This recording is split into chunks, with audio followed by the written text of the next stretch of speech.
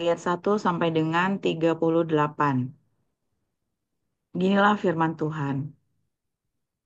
Dalam tahun ke-27 zaman Yerobeam, Raja Israel, Azaria, anak Amazia, Raja Yehuda, menjadi raja. Ia berumur 16 tahun pada waktu ia menjadi raja dan 52 tahun lamanya ia memerintah di Yerusalem. Nama ibunya ialah Yekolya dari Yerusalem. Ia melakukan apa yang benar di mata Tuhan, tepat seperti yang dilakukan Amazia, ayahnya.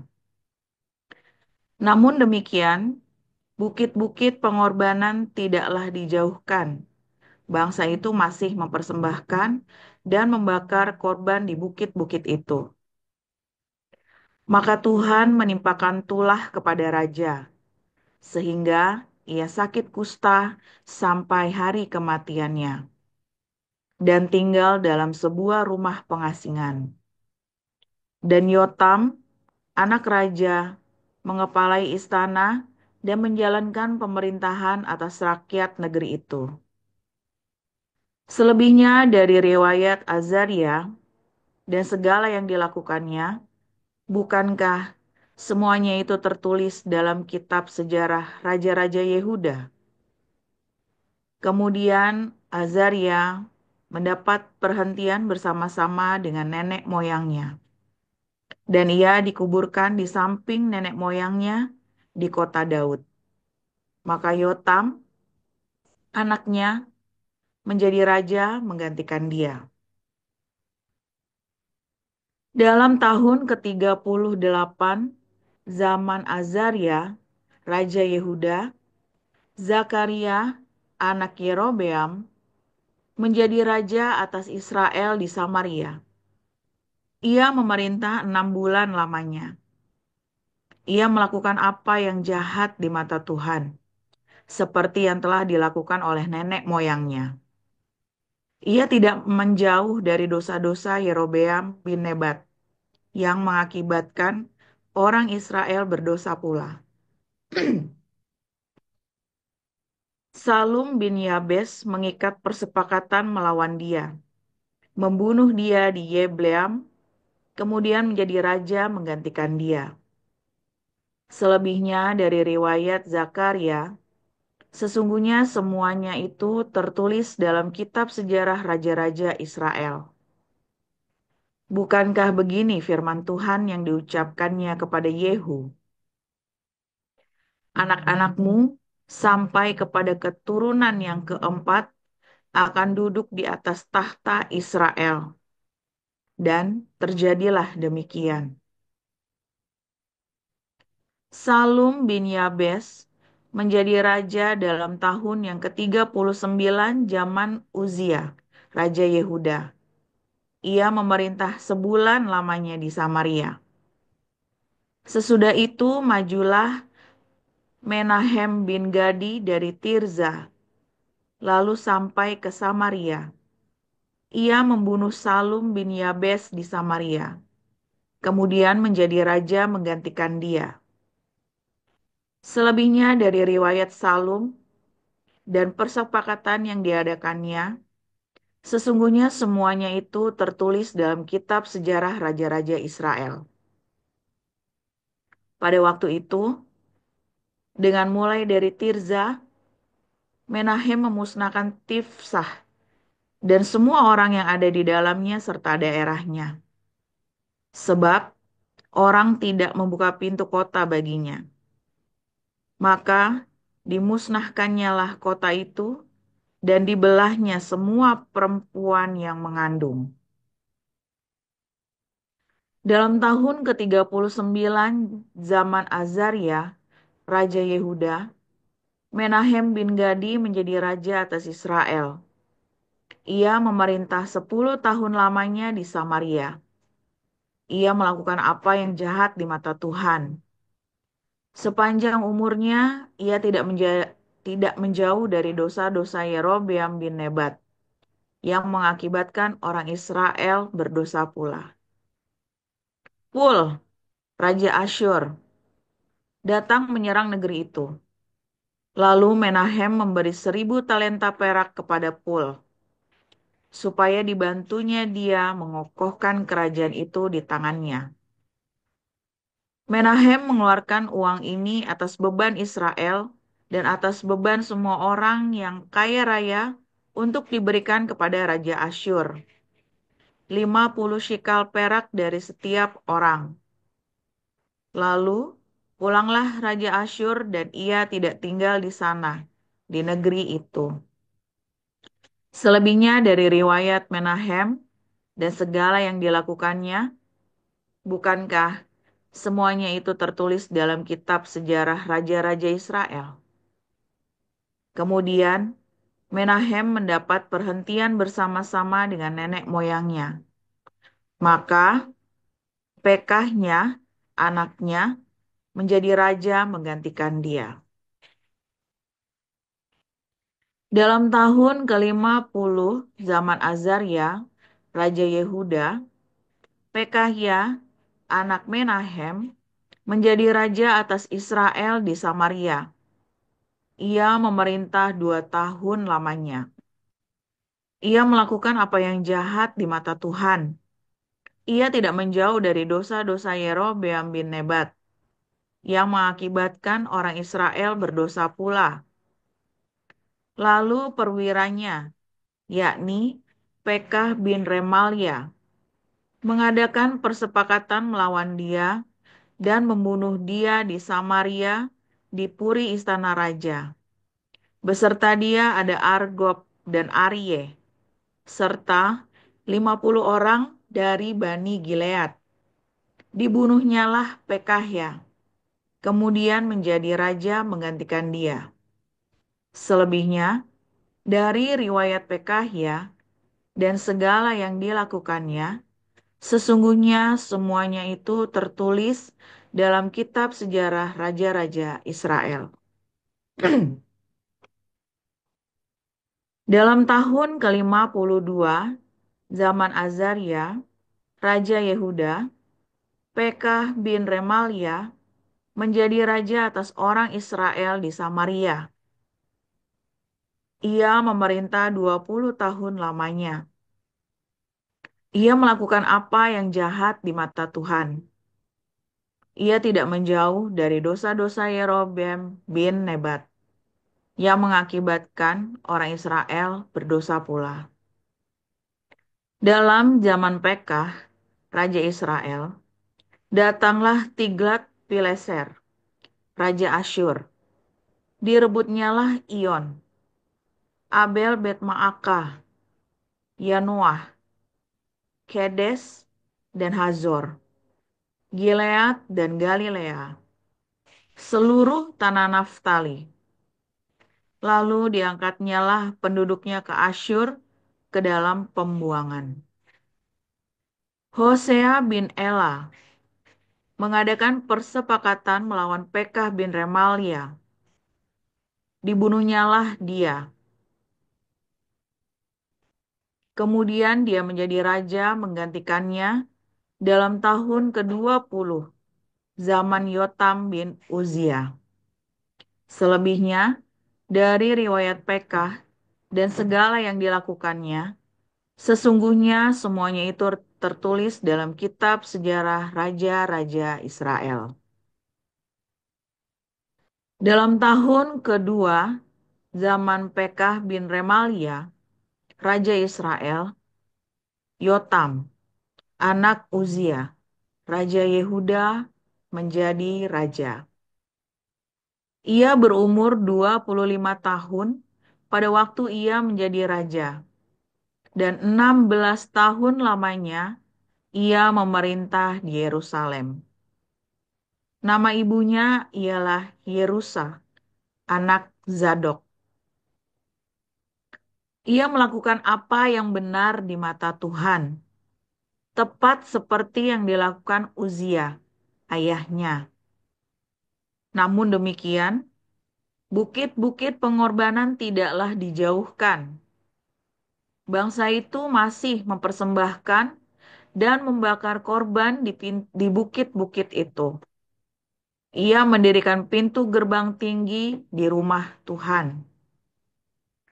Selebihnya dari riwayat Yotam, apa yang dilakukannya, bukankah semuanya itu tertulis dalam kitab sejarah Raja-Raja Yehuda?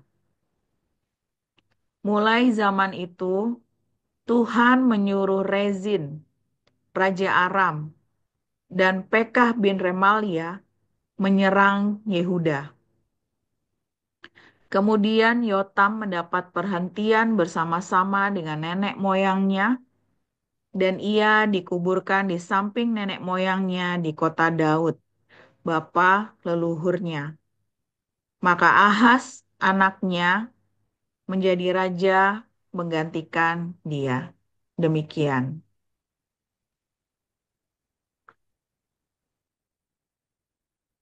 Baik, saya lanjutkan. Waktu Yesus sedang lewat, ia melihat seorang yang buta sejak lahirnya. Murid-muridnya bertanya kepadanya, "Rabi, siapakah yang berbuat dosa? Orang ini sendiri atau orang tuanya sehingga ia dilahirkan buta?" Jawab Yesus, "Bukan dia dan bukan juga orang tuanya, tetapi karena pekerjaan-pekerjaan Allah harus dinyatakan di dalam dia. Kita harus mengerjakan pekerjaan dia yang mengutus aku. Selama masih siang, akan datang malam di mana tidak ada seorang pun yang dapat bekerja. Selama aku di dalam dunia, akulah terang dunia." Setelah ia mengatakan semuanya itu, ia meludah ke tanah dan mengaduk ludahnya itu dengan tanah, lalu mengoleskannya pada mata orang buta tadi dan berkata kepadanya, "Pergilah, basuhlah dirimu dalam kolam Siloam." Siloam artinya yang diutus. Maka pergilah orang itu. Ia membasuh dirinya lalu kembali dengan matanya sudah melek. Tetapi tetangga-tetangganya dan mereka yang dahulu mengenalnya sebagai pengemis berkata, "Bukankah dia ini yang selalu mengemis?" Ada yang berkata, "Benar, dialah ini."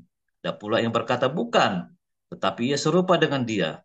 Orang itu sendiri berkata, "Benar, akulah itu."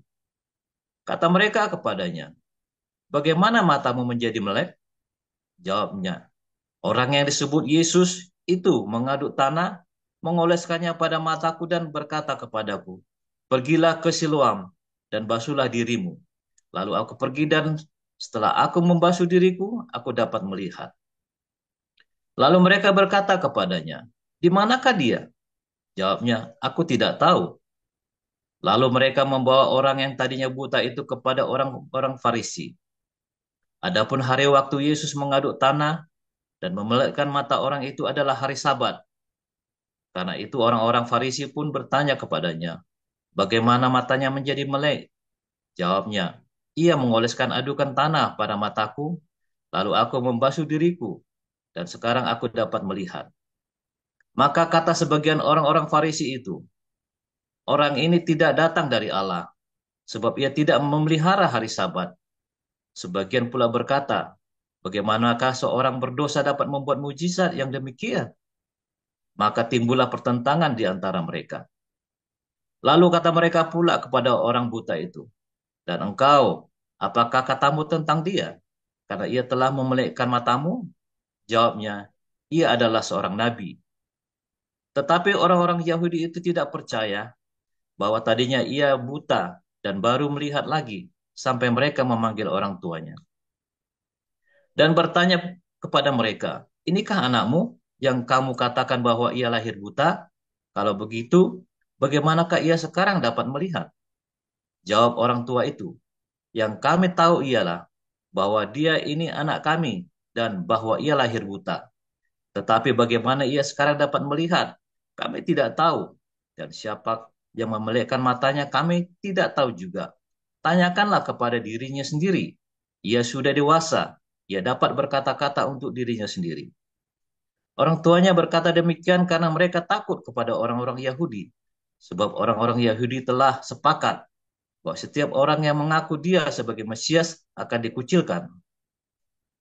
Itulah sebabnya, maka orang tuanya berkata, "Ia telah dewasa, tanyakanlah kepadanya sendiri." Lalu mereka memanggil sekali lagi orang yang tadinya buta itu dan berkata kepadanya, Katakanlah kebenaran di hadapan Allah. Kami tahu bahwa orang itu orang berdosa. Jawabnya, apakah orang itu orang berdosa? Aku tidak tahu, tetapi satu hal aku tahu, yaitu bahwa aku tadinya buta dan sekarang dapat melihat. Kata mereka kepadanya, apakah yang diperbuatnya padamu? Bagaimana ia memelekkan matamu? Jawabnya, telah kukatakan kepadamu, dan kamu tidak mendengarkannya. Mengapa kamu hendak mendengarkannya lagi? Barangkali kamu mau menjadi murid-muridnya juga. Sambil mengejek mereka berkata kepadanya, engkau murid orang itu, tetapi kami murid-murid Musa. Kami tahu bahwa Allah telah berfirman kepada Musa, tetapi tentang dia itu kami tidak tahu dari mana ia datang. Jawab orang itu kepada mereka, aneh juga bahwa kamu tidak tahu dari mana ia datang, sedangkan ia telah memelekkan mataku. Kita tahu bahwa Allah tidak mendengarkan orang-orang berdosa, melainkan orang-orang yang saleh dan yang melakukan kehendaknya. Dari dahulu sampai sekarang, tidak pernah terdengar bahwa ada orang yang memelekkan mata orang yang lahir buta. Jikalau orang itu tidak datang dari Allah, ia tidak dapat berbuat apa-apa. Jawab mereka, engkau ini lahir sama sekali dalam dosa, dan engkau hendak mengajar kami? Lalu mereka mengusir dia keluar. Yesus mendengar bahwa ia telah diusir keluar oleh mereka. Kemudian ia bertemu dengan dia dan berkata, percayakah engkau kepada anak manusia? Jawabnya, siapakah dia Tuhan? Supaya aku percaya kepadanya? Kata Yesus kepadanya, engkau bukan saja melihat dia, tetapi dia yang sedang berkata-kata dengan engkau, dialah itu. Katanya, aku percaya Tuhan. Lalu ia sujud menyembahnya. Kata Yesus, aku datang ke dalam dunia untuk menghakimi, supaya barang siapa yang tidak melihat dapat melihat, dan supaya barang siapa yang dapat melihat menjadi buta. Kata-kata itu didengar oleh orang-orang Farisi yang berada di situ, dan mereka berkata kepadanya, apakah itu berarti bahwa kami juga buta? Jawab Yesus kepada mereka, sekiranya kamu buta, kamu tidak berdosa. Tetapi karena kamu berkata, kami melihat, maka tetaplah dosamu. Demikian firman Tuhan. Baik, terima kasih para lektor hari ini, Bu Ayu Anggraini dan Pak Apul Siahaan. Terima kasih sudah membacakan bacaan firman Tuhan. Iya Bapak Ibu, tiba saatnya kita akan mendengarkan renungan firman Tuhan hari ini yang akan dibawakan oleh gembala kita, Pastor Joseph Paul Zhang, dengan judul Ajaran Agama yang Sesat. Kepada Pastor dipersilahkan. Haleluya, firman Tuhan selalu baru setiap hari. Ketika kita menanti-nantikan Tuhan dengan penuh cinta, dengan penuh belas kasihan, dan selalu setia ya. Sebentar, ini ada yang salah videonya. Oke, udah beres ya. Oke, ini saudara, banyak kali kita punya anggapan-anggapan keliru ya. Anggapan-anggapan keliru ya dalam ketika kita percaya kepada Tuhan Yesus, kita otaknya bercampur aduk dengan ajaran-ajaran agama ya. Ajaran agama itu berbeda dengan ajaran Tuhan Yesus ya. Ajaran agama itu adalah pendapat orang-orang yang ada di dalam agama itu. Nah, itu ajaran agama. Kristen termasuk ya, ada agama Kristen. Orang-orang ya anggapan-anggapan para pendeta yang seringkali nggak ditulis di Alkitab. Ya, banyak kali itu ya. Saya sering dengarkan pendeta-pendeta khotbah itu ya. Ya, dia begitu semangat sekali ya. Sementara itu nggak tertulis di dalam Alkitab yang diajarkan itu. Misalnya contoh, ya, kalau kamu berdosa, kamu sakit ini karena berdosa, nah itu loh, ya. Sakit kamu ini miskin karena banyak dosanya. Kamu ini apa namanya mengalami bangkrut karena kamu banyak dosanya. Nah, itu matinya mengerikan karena banyak dosanya. Nah, misalnya begitu ya. Ada pendeta yang matinya mengerikan ya, atau usia umur 50 udah meninggal tuh pendeta. Wah, pendeta meninggal umur 50 ini pasti ada dosa ini. Misalnya ya, saudara ya. Dan ada banyak sekali nih, misalnya ada orang yang tadi ya ada orang sakit itu ya, buta, terlahir buta, oh ini kutuk turunan, wah gitu ya. Saudara pernah lihat nggak ada orang buta, punya anak buta, terus cucunya buta, saudara? Itu ada ya, di Tegal itu ya. Dia buta, suami istri, anaknya buta juga, saudara. Lalu punya ini lagi, katanya buta lagi ya. Turunan, ada segala macam ya. Kutuk turunan, katanya, harus dipatahkan. Saudara percaya itu? Saya nggak percaya, saudara ya. Ya, kalau ya saudara ya ada sesuatu yang kita tidak bisa menjelaskan, ya maka kita tidak bisa mendului ya seakan-akan itu apa kita yang sok tahu jadi Tuhan ya. Saya kasihan sekali ya, banyak framing ya, banyak framing ya yang dilakukan oleh manusia beragama di Eropa dulu sama ya. Anak-anak itu ada yang cacat ya, lalu dibully sama temennya karena dulu Eropa itu kan beragama ya. Lalu dibully sama temennya ya karena cacat. Kenapa? Karena ternyata orang tuanya kena sipilis, saudara. Ya dulu itu karena sipilis itu adalah penyakit yang mengerikan di Eropa ya, karena mereka itu pergi kemana-mana ke seluruh dunia. Lalu si laki-lakinya ini dari pelabuhan ke pelabuhan, ada perempuan gini, ada perempuan model gini, dicoba semua, saudara ya. Lalu itu sipilis itu dikutuk sama Tuhan. Nah itu dikutuk sama Tuhan nggak itu, saudara? Ya bukan, ya, saudara ya, bukan dikutuk sama Tuhan. Tuhan Yesus menjelaskan, guru itu orang itu yang dosa siapa tuh? Orang tuanya kah atau siapa yang dosa itu? Tuhan Yesus sering menjawab dengan hal yang tidak terduga ya. Ya bukan salah siapa-siapa. Nah itu ya. Sama ya ketika orang-orang ini kena sipilis, wah itu karena dosa ini. Lalu itu banyak yang kena sipilis. Sama-sama kepelacuran tapi tidak kena sipilis. Karena dia pintar, misalnya kan. Yang ini kena sipilis, kenapa? Misalnya begitu ya saudara ya. Jadi ada satu penjelasan konsekuensi ya saudara ya, ada konsekuensi. Ada orang-orang yang kelihatannya kok hidupnya di dalam hedonisme, saudara, di dalam cabulan segala macam, tapi nggak berdosa, ya kan? Apa tidak terkena hukuman?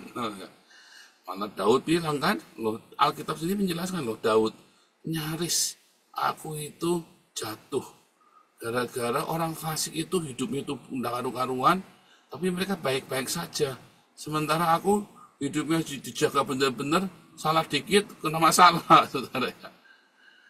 Nah, saudara, itulah ajaran agama yang salah, bahwa kamu ini kan pasti begini, ada ya langsung dijatuh begitu ya, saudara ya. Anda harus mengamati pengamatan yang amat sangat, saudara. Harus mengamati, banyak pendeta khotbah asal bunyi, asal jeplak, ya termasuk ustadz segala macam ya. Gampang sekali, oh ini pasti karena kita ini berdosa nih, karena begini, karena gampang sekali yang ngomong berdosa ya saudara ya. Saudara kalau apa terus berdosa terus Tuhan menghukum begitu, rasanya kok Tuhan tuh geblek saudara ya. Saya bilang Tuhan itu geblek ya, Tuhannya orang ini maksudnya, bukan Tuhannya saya. Kalau Tuhannya saya mah nggak begitu saudara ya. Tuhan saya itu adalah sebuah aksi dan konsekuensi ya. Tuhan saya itu adalah sebuah aksi dan konsekuensi, kemudian konsekuensi, lalu bagaimana kita meresponnya.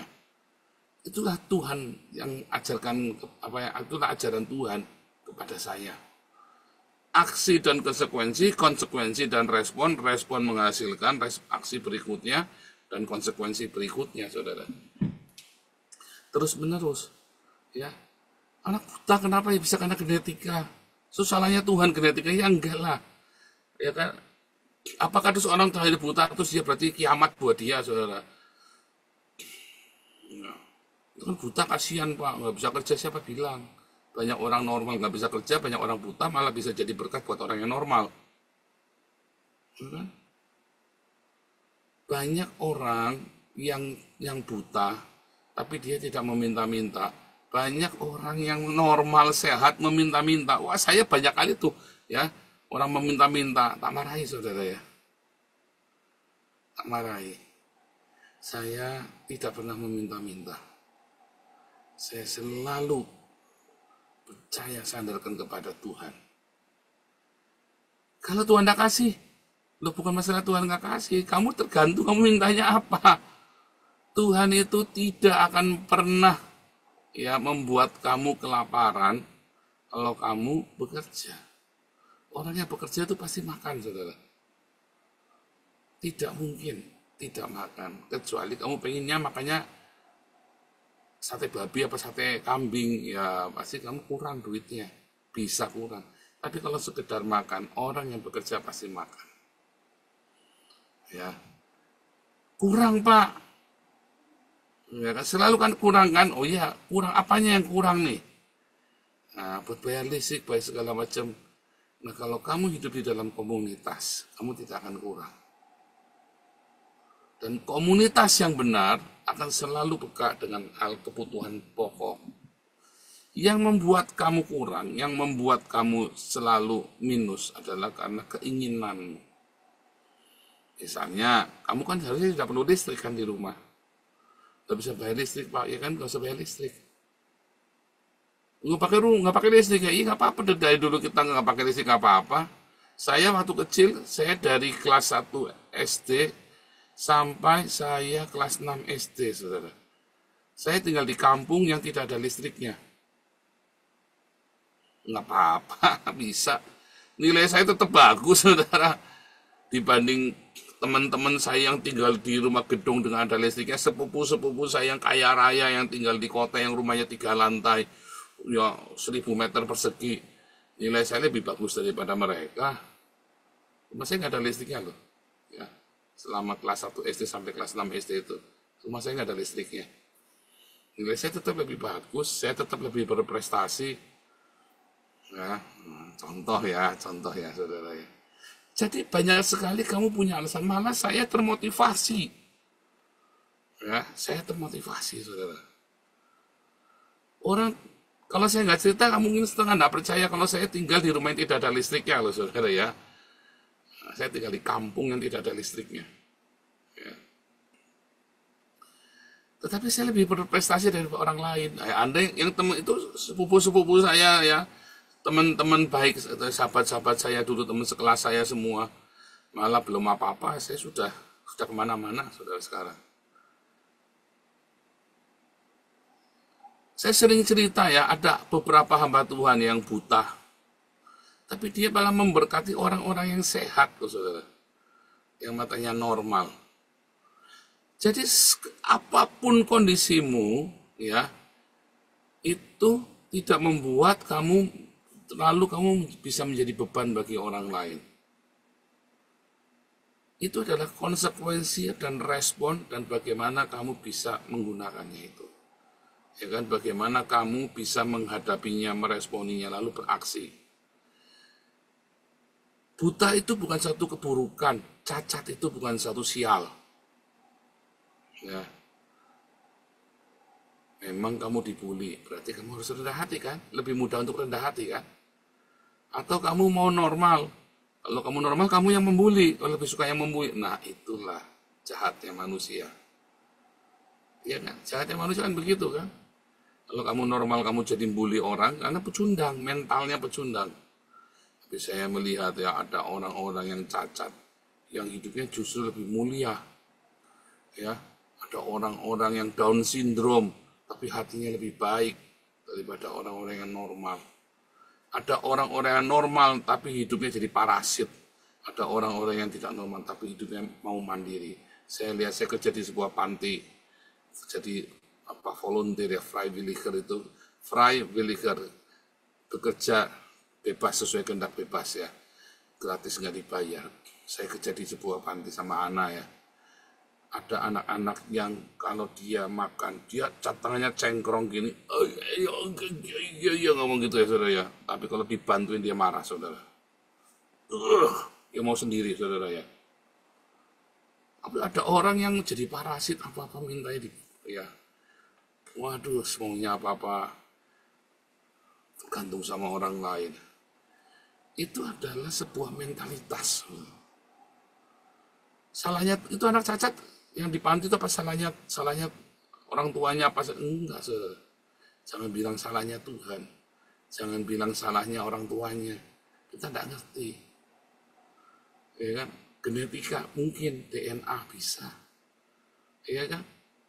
Tetapi pokoknya kondisinya sudah seperti itu.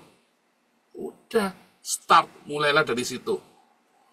Saya miskin, saya mulai dari kemiskinan saya. Beberapa orang yang kita bantu, yang kita support, hidupnya jauh lebih baik dari saya waktu masih muda saya, saudara. Tapi ada yang ngedrill terus ya, melanggar peraturan demi mendapatkan lebih, ya. Itu kan mentalitas. Bahkan ada yang mencaci maki ya, ada yang mencaci maki, ya kan. Padahal hidupnya baik loh, saudara. Setelah disurvei, hidupnya ternyata lebih baik. Waktu itu ada seorang ibu juga ya, sekarang udah nggak di kita, saya nggak tahu kenapa. Hidupnya jauh lebih baik. Saya tetap kita bantu, walaupun saya semua ya ampun. Cuma ya sudah kita bantu, dan saya selalu kasih tahu pengurus, saya mengencourage jangan begitu.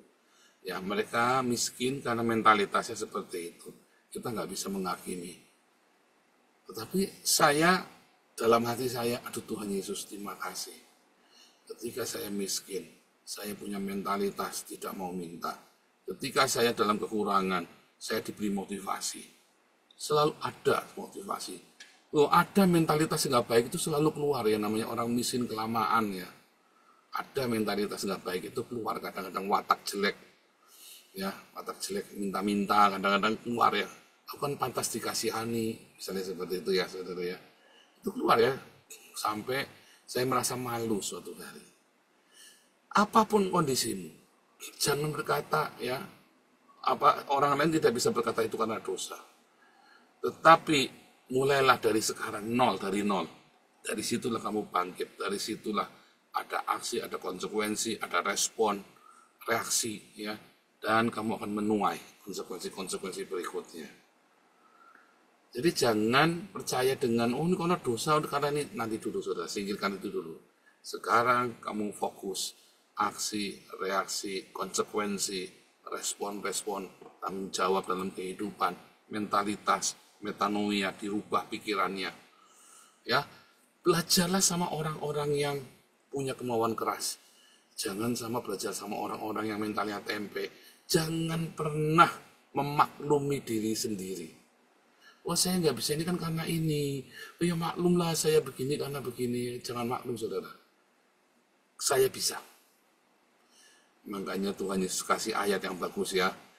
Filipi 4 ayat 13 ya. Segala sesuatu dapat kutanggung di dalam Dia yang menguatkan aku, saudara. Ya. Sanggup. Bisa. Karena Tuhan Yesus bilang begitu ya. Aku sanggup, aku bisa. Bukan karena kamu miskin, bukan karena cacat. Jangan bilang kan ini karena dosa di masa lalu, orang tua aku kutuk turunan, omong kosong itu semua, saudara. Ya, si Tony Daud itu omong kosong itu dosa turunan, tidak ada, saudara. Patahkan itu semua di dalam nama Yesus, tidak ada. Jangan percaya tahayul-tahayul begitu ya, agama-agama yang tidak ada begitu. Tuhan Yesus pun udah ngajari, ini dosanya siapa? Bukan dosanya siapa-siapa, supaya Tuhan dimuliakan. Apapun kondisimu hari ini, jadikanlah sebuah start supaya nama Tuhan dimuliakan. Tuhan Yesus memberkati.